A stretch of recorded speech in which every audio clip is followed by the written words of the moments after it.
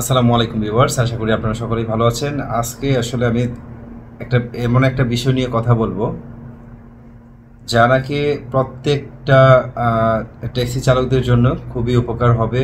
এমনকি সৌদি আরবে অথবা বাংলাদেশে যেখানেই হোক, যেখানেই আছেন, পাবলিক ট্রান্সপোর্ট সেক্টরে যারা কাজ করছেন তাদের জন্য খুবই উপকার হবে। সেটা হচ্ছে যে আপনি ট্যাক্সি চালিয়ে, মানে আমি মক্কার কথাটাই বলছি, যে মক্কাতে ট্যাক্সি চালিয়ে কীভাবে আপনারা ভালো ইনকাম করতে পারবেন। আর তার জন্য 10টি উপায় অথবা 10টি কৌশল যাই মনে করেন সেটা আমি আজকে বলছি। এক এক করে আমি 10টি উপায় অথবা কৌশলের কথা বলছি। দয়া করে আপনারা অবশ্যই সম্পূর্ণ ভিডিওটা দেখবেন, তাহলে অবশ্যই আপনারা কিছু শিখতে পারবেন। আজকের এই ভিডিওতে শেখার মতো অনেক কিছু আছে। কেন বলছি সেটা হচ্ছে যে আমার যারা নতুন নতুন লোক আসেন বাংলাদেশ থেকে, তারা আসার পরেই অনেকটা হতাশাগ্রস্ত হয়ে যান, তারা অনেকটাই তাড়াহুড়ো শুরু করে দেয়। আর বিশেষ করে এই ভিডিওটা তাদের উদ্দেশ্যেই যারা মক্কাতে ট্যাক্সি ড্রাইভিং পেশায় আছেন, ট্যাক্সি চালাচ্ছেন, তাদের জন্য। সম্পূর্ণ ভিডিওটা মনোযোগ সহকারে, ধৈর্য সহকারে দেখুন। সর্বপ্রথম কাজ হচ্ছে যে অন্যের কথায় নিজেকে পরিচালনা অথবা নিজেকে বিচার করতে যাবেন না। যেমন একটা নতুন লোক আসলেই সর্বপ্রথম সে যে কাজটা করে, সর্বপ্রথমই কাজটা করে যে যারা এখানে বিগত দিনগুলোতে কাজ করছেন তাদের সাথে একটি পরামর্শ করেন, আসলে যে ভাই কীরকম কাজ, এখানে কি অবস্থা, ট্যাক্সির কী অবস্থা বা কাজের কী অবস্থা। আসলে সব মানুষ একরকম না, সবাই ভালো পরামর্শ দেয় না, সবাই কিন্তু ইতিবাচক পরামর্শ দেয় না। অনেকেই আছেন, আর এটা হচ্ছে বেশিরভাগ লোকেরাই নেতিবাচক পরামর্শ দিয়ে থাকেন। আমার দেখা মতে, আমার জানা মতে যা দেখেছি আমি সেটাই বলছি, যে এইখানে পরিস্থিতি ভালো না, এই অবস্থায় সেই অবস্থায় কেন আসছো, মরার জন্য আসছো, এই সমস্যা সেই সমস্যা, এইরকম। তো আপনি পরামর্শ নেন যেইগুলা ইতিবাচক, সেইগুলো আপনি নেন, নেতিবাচকগুলো নেওয়ার কোনো দরকার নেই। সর্বপ্রথম কাজ হচ্ছে এইটা। দ্বিতীয় যেই উপায়টা অথবা কৌশলটা অবলম্বন করবেন, যেই জিনিসটা মেনে চলবেন, সেটা হচ্ছে প্রতিদিন চেষ্টা করবেন ফজরের আগে ঘুম থেকে ওঠার জন্য নিজেকে একটু ফ্রেশ করে ফজরের নামাজটা পড়ে তারপর রুম থেকে অথবা ঘর থেকে বের হওয়ার চেষ্টা করবেন। ইনশাল্লাহ আপনার রিজিকে অবশ্যই আল্লাহ পাক বরকত দিবেন। 3 নম্বর কাজটা হচ্ছে গাড়ির তেল, মানে ফুয়েল, তারপরে হচ্ছে পানি, এইসব, তারপরে হচ্ছে ইঞ্জিন অয়েল, এইগুলো সুন্দরভাবে চেক করবেন। সর্বপ্রথম চেক করে গাড়িটা স্টার্ট করবেন। স্টার্ট করে মিনিমাম 10 থেকে 15 মিনিট পর্যন্ত স্টার্ট করে রাখবেন এবং গাড়িটা সুন্দরভাবে এই 10-15 মিনিটে পরিষ্কার করে নেবেন। এই কাজটা অবশ্যই রেগুলার করতে হবে। আর এই কাজটা হচ্ছে একজন মানে আদর্শ ড্রাইভার অথবা আদর্শ চালকের প্রথম কাজ হইতে পারে। এটা গাড়ির ক্ষেত্রে সর্বপ্রথম কাজই এটা হইতে পারে। তবে আমার এখানে মানে কৌশলের মধ্যে বা উপায়ের মধ্যে, ইনকামের উপায়ের মধ্যে আমি 3 নাম্বার এটা রেখেছি। 4 নাম্বার কাজটা হচ্ছে আপনার সর্বপ্রথম যেই প্যাসেঞ্জারটা পাবেন, মানে যেই ভাড়াটা আপনি পাবেন, এই ভাড়াটা না ছাড়ার চেষ্টা করবেন। সর্বপ্রথম ভাড়াটা আপনি নেওয়ার চেষ্টা করবেন। ভাড়া যাই বলুক যাই হোক, সর্বপ্রথম প্যাসেঞ্জারটা না ছাড়ার চেষ্টা করবেন। এইটা হচ্ছে 4 নাম্বার কাজ বা উপায়। এবং সেই প্যাসেঞ্জারটা যাই ভাড়া হোক, যাই টাকা পয়সা দেখ, সেটা কোনো সমস্যা নেই, নিয়ে নেবেন। কারণ বিসমিল্লার যেই প্যাসেঞ্জারটা হয় সেটা না ছাড়াটাই উত্তম।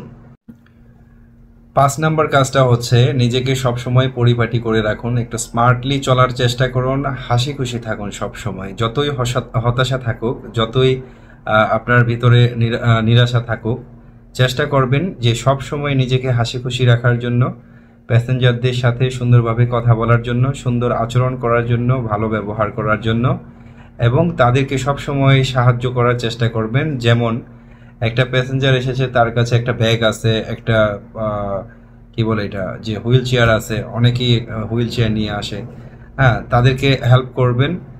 তাহলে দেখবেন যে তারা আপনার প্রতি খুশি হবে। এবং এমন হয় যে 10 রিয়ালের ভাড়া তারা 20 রিয়াল 30 রিয়াল পর্যন্ত দিয়ে যায়, কারণ আপনার আচরণ দেখে, আপনার ব্যবহার দেখে, আপনার কোঅপারেশন দেখে। আর 6 নাম্বার যে কাজটা, সেটা হচ্ছে সবসময় গাড়ি গাড়িটাকে পর্যাপ্ত পরিমাণ রেস্ট দেওয়ার চেষ্টা করবেন, বিশ্রাম দেওয়ার চেষ্টা করবেন, এবং গাড়িটা যাতে পর্যাপ্ত পরিমাণ বিশ্রাম পায়, রেস্ট পায়, এইটা সবসময় খেয়াল রাখবেন। তাহলে গাড়ি ভালো থাকবে, আর গাড়ি যখন ভালো থাকবে আপনার মন ভালো থাকবে, আর আপনার মন ভালো থাকলে আপনার ইনকাম ভালো হবে। 7 নম্বর যে বিষয়টা, সেটা হচ্ছে গাড়ি সবসময় স্বাভাবিক গতিতে চালানোর চেষ্টা করবেন, ওভারটেকিং থেকে বিরত থাকবেন, ওভার স্পিডে চালানো থেকে বিরত থাকবেন। যখন স্বাভাবিক গতিতে চালাবেন তখন হচ্ছে আপনার দুর্ঘটনা থেকে অনেকটাই বিরত থাকতে পারবেন, গাড়ি ভালো থাকবে, এবং আপনার যে প্যাসেঞ্জার থাকবে তারাও আপনার প্রতি সন্তুষ্ট থাকবে যে আপনার ড্রাইভিং কোয়ালিফিকেশন বা আপনার ড্রাইভিংয়ের যে অভিজ্ঞতাটা, এক্সপিরিয়েন্সটা, সেইটাতে তারা অনেকটাই সন্তুষ্ট থাকবে। তারা মনে করবে যে আপনি খুব ভালো চালক। যতক্ষণ গাড়ি চালাবেন সব সময় শুধু গাড়ি চালানো বলে কথা না, এটা হচ্ছে আমার 8 নাম্বার কৌশল অথবা উপায়, যাই বলেন, যে যতক্ষণ গাড়ি চালাবেন ততক্ষণ আল্লাহর উপর ভরসা রাখবেন, আল্লাহকে সবসময় স্মরণ করবেন, সবসময় স্মরণে রাখবেন, এবং অল্পতেই হতাশ হবেন না, অল্পতেই নিরাশ হবেন না। আল্লাহর প্রতি বিশ্বাস রাখুন, আল্লাহর প্রতি ভরসা রাখুন, ইনশাআল্লাহ আপনার ইনকাম অবশ্যই ভালো হবে। গ্যারান্টি দিয়ে বলতে পারি আপনার ইনকাম ভালো হবে। 9 নাম্বার যে কাজটা আপনারা করবেন সেটা হচ্ছে অতিরিক্ত বন্ধুবান্ধব থেকে বিরত থাকবেন এবং অতিরিক্ত আত্মীয় স্বজন থেকে বিরত থাকবেন।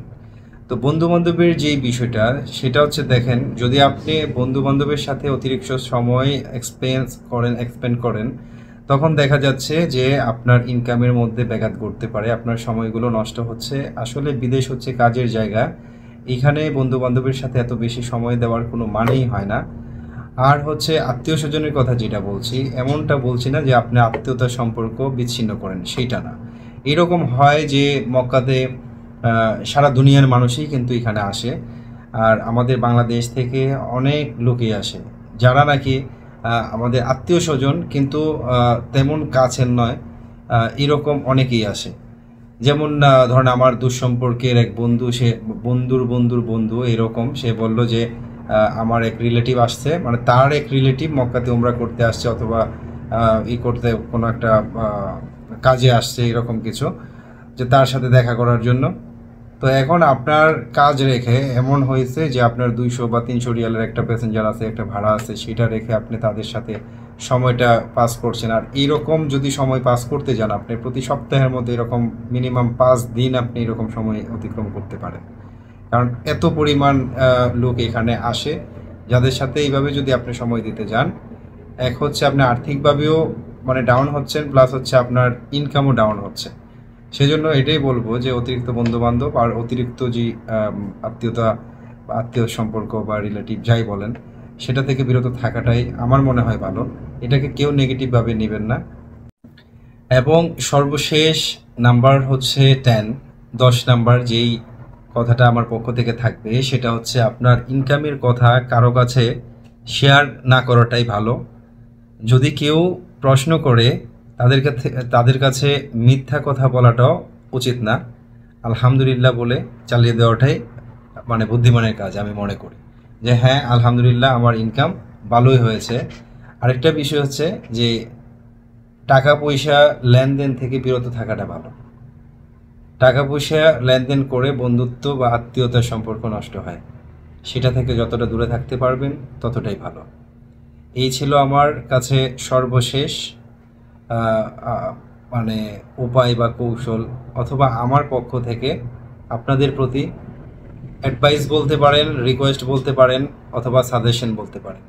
তার কারণ আমি যেই কথাগুলো আপনাদের সাথে আজকে আমি শেয়ার করলাম, প্রত্যেকটা কথায় আমার সাথে ঘটে যাওয়া আর আমার বাস্তব অভিজ্ঞতা থেকে এই কথাগুলো বলছি। আমি এভাবে চলেছি, আমি আজকে এভাবে চলে আজকে এই পর্যন্ত এসেছি। সবসময় চেষ্টা করেছি নিজের কাজকে সম্মান করতে, সবসময় চেষ্টা করেছি নিজের কাজকে গুরুত্ব দিতে, আর এইভাবে করতে করতে আজকে এই পর্যন্ত চলে এসেছি। আপনাদের দোয়ায়, আল্লাহর রহমতে, আপনাদের ভালোবাসায় এই পর্যন্ত এসেছি।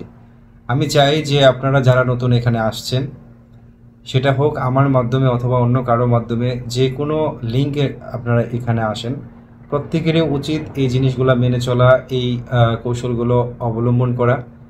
কারণ হচ্ছে বিদেশে সবাই আসে টাকা পয়সা খরচ করে, সবাই আসে এখানে ইনকাম করার জন্য, নিজেকে ভালোভাবে পরিচালনা করার জন্য, নিজের ফ্যামিলিকে ভালো রাখার জন্য।